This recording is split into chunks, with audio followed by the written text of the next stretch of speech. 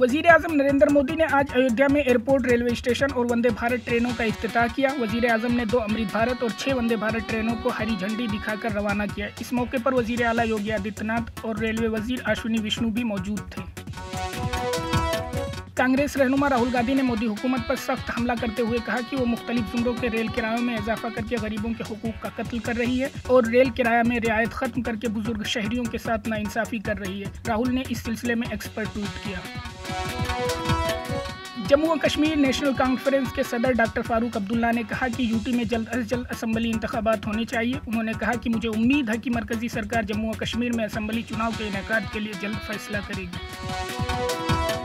जम्मू और कश्मीर की साबिक वजीर आला और पीपुल डेमोक्रेटिक पार्टी की सरपरस्त महबूबा मुफ्ती ने आज अपने हामियों के साथ राजौरी, पूंछ, शायरा पर उस वक्त धरने पर बैठ गई जब उन्हें इंतजामिया की जानिब से पूंछ जाने की इजाज़त नहीं दी गई। बाद में पुलिस ने उन्हें हिरासत में लिया। वो शहरी हिलाकतों के लवाहकीन से मिलना चाहती थी।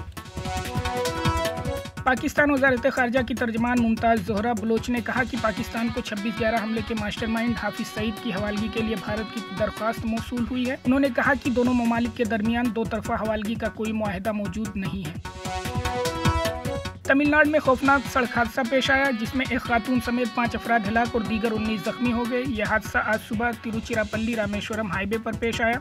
सीमेंट से लदे तेज रफ्तार ट्रक ने सड़क किनारे एक चाय की दुकान को टक्कर मार दी।